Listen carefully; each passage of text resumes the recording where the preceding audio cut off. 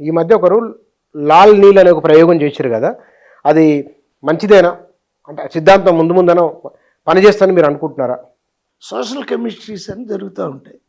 SC, ST, బీసీస్గా కలిసి ఒక ఉద్యమం. తర్వాత కమ్యూనిస్టులు ఒక మేరకే. మళ్ళీ కమ్యూనిస్టులు అంబేద్కర్ ఫోటో పెట్టరు, ఆఫీసులో లేదు. ఒక మేరకు కలుస్తారు రోడ్డు మీద. ఒక మేరకు అనేవన్నీ ఎత్తుగళ్ళు, నిజంగా కలవటం కాదు. ఒక మేరకు ఏదైనా ఎత్తుగడే. ఇప్పుడు చూడు, మీరు ఫెయిర్గా ఉన్నారు, అడిగే ప్రశ్న బుచ్చి గారు కాబట్టి ఫెయిర్గా ఉన్నాడు. ఇంకొకళ్ళైతే ఏం చేస్తారు? ఆయన ఆయన ఆలోచనకు అనుగుణంగా అడుగుతాడు. పర్సనాలిటీని దెబ్బతీయాలని చూస్తాడు ఎదుటివాడిని. మీరు ఎలివేట్ చేయాలని చూస్తున్నారు, పర్సనాలిటీని ఇంకా తవ్వి తీద్దామని చూస్తున్నారు. అంటే మీరు గొప్పవాళ్ళు జర్నలిజంలో. పేరు బుచ్చి అయినా హిమాలయ పర్వతం అంటున్నారు అంతే కదా, మీరు హట్ చేయట్లే. కానీ మీరు సంస్కృత పండితులు, సంస్కృత గ్రంథం ఏమైనా రాశారా? సంస్కృతంలో గ్రంథాలు ఏమి రాయాలి? సంస్కృత గ్రంథాలన్నీ పరిశీలించా. సంస్కృత గ్రంథాలకి వ్యాఖ్యానం చార్వాక, బౌద్ధ, జైన, సాంఖ్య నేనే రాసి, ఇంకెవరు రాయాలి? మనస్ఫృతి ఆయన ఉద్దేశం ఈ మధ్య కొందరు చెప్తున్నారు, ఆయన నా స్త్రీ స్వతంత్రం అనర్హతి అని ఒక మాటనే చెప్తున్నారు, కానీ స్త్రీ గురించి చాలా గొప్పగా చెప్పిండు మనవు, దాన్ని ఎవరు చెప్పరు అని అంటున్నారు. మనుస్మృతిలో ఏముంది? 4 శ్లోకాలు తీసుకొని వాళ్ళకి అనుకూలమైన కూడా చెప్పు. పెద్ద గ్రంథాల్లో వాళ్ళకి అనుకూలమైన మాటలు కూడా ఉంటాయి, కానీ దాన్ని ఓవరాల్గా చాతుర్వర్ణ్యాన్ని ప్రతిష్టాపించటం కదా, అది దేవుడి నుంచి వచ్చిందని. చాతుర్వర్ణ్యం బ్రాహ్మణస్య ముఖమాసి బాహురాజన్య కృత పూర్వతస్య శూద్రోజాయ చేయను కదా. ఎవరు నమ్ముతాడు? వాళ్ళు నమ్ముతారేమో, మీరు నమ్ముతారా?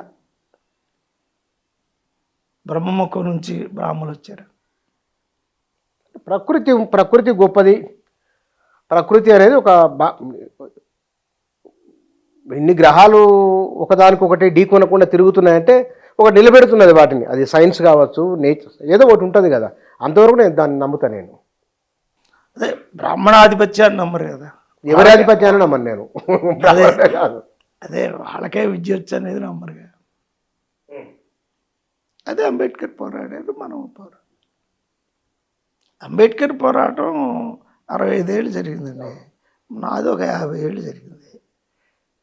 ఈ రెండింటికి కలిపి ఒకటే సూత్రం. ఎంత మార్పు వచ్చింది అనేది మీరు చెప్పాలి. అంబేద్కర్ నుంచి సరే నా దాకా తీసుకున్నా, ఎంత మార్పు వచ్చి ఉంటుంది? ఎంతో కొంత వచ్చింది. ఎంతో కొంత కాదు, చాలా మార్పు వచ్చింది. వాస్తవం తెలుగునాట కారంచేడు ఘటన తర్వాత దళితుల్లో ప్రశ్నించే హక్కు, ఏ మాట కామాట, దళిత ఉద్యమం ఒక పాయగా వస్తే కమ్యూనిస్టు ఉద్యమాలు అవి కూడా దోహదం చేసిన మాట వాస్తవం. అయితే ఇంత చైతన్యం వచ్చినా సరే వీళ్ళు రాజకీయంగా ఒక పార్టీ ఎస్టాబ్లిష్ చేసుకొని ఓ 10 మంది ఎమ్మెల్యేలు 10 మంది ఎంపీలు కాలేకపోవడం ఒక మైనస్. ఎంపీలు ఎమ్మెల్యేల వల్ల కూడా ఏం కావట్లేదు అనేది వీళ్ళ ఉద్దేశం. ఆ టెక్నాలజీ మారిపోయినాక మళ్ళీ బ్లాక్ మనీ అవి ఇవి తేవాలి కదా. డబ్బు అక్రమంగా తెచ్చినాక వాక్కుకి శక్తి పొద్దుగా, చెప్పే మాటకును వైరుధ్యం వస్తుంది. వాడు సిద్ధపడుతున్నాడు, డబ్బులు ప్రయారిటీ అయితే వాడు సిద్ధపడుతున్నాడు, వీళ్ళు పడలేరుగా.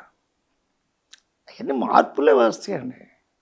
రాబోయే రోజుల్లో దళితుల జీవన స్థితిగతులు, రాజకీయ పరిస్థితులు, బహుజనులే ఇక్కడి నుంచి ఎట్లా ఉండవచ్చు అని మీకు అంచనా ఉన్నది అన్ని రంగాలలో? అంటే ఇప్పుడు పాజిటివ్గా దళితులు పిల్లలను చదివించుకుంటున్నారు, బాగా టెక్నాలజీ రంగంలోకి వెళ్ళారు, హౌస్ కన్స్ట్రక్షన్లోకి వెళ్ళారు, మోటార్ దీనిలోకి వెళ్ళారు, చిన్న వ్యాపారాల్లోకి వెళ్ళారు, అన్ని ద్వారాలు తిరుగుతున్నారు. పాతికేళ్ళు పోతే ఆడి కొడుకు మార్పు ఉందని నేను అనుకుంటున్నా. మార్పులో ప్రవేశించారు, గవర్నమెంట్ డిమాండ్ చేయగలుగుతున్నారు. ఇటీవల మీరు పూర్తి చేసిన పుస్తకం ఏమిటి?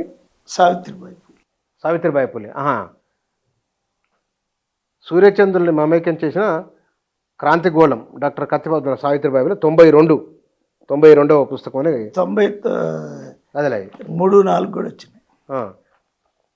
అంటే మీరు దీన్ని భారతీయ సాహిత్యాన్ని సావిత్రిబాయి పూలే చైతన్యాన్ని 2 తులనాత్మక పరిశీలన చేస్తూ రాసిన గ్రంథమా? లేదు, సావిత్రిబాయి పూలే వారిదేనా? సేమ్ ఆమె చేసిన కృషి రాసి. అదే వేరు ఇమేజెస్ ఇమేజెస్ ఉన్నాయి అందులో. అంటే ఆమె చాలా పోరాటం చేసింది కదా. మరి సావిత్రిబాయి పూలే కాలంలో ఎవరి పేరు లేదే?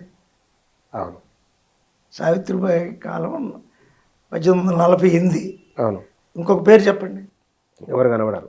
అట్లాగే ఉద్యమాల్లో పనిచేసేవాళ్ళు తప్పకుండా వాళ్ళ చరిత్రలో ఉంటారు, అనివార్యం. ఇక దాన్ని చెరపలేరు. ఆ నమ్మకం ఉండాలి.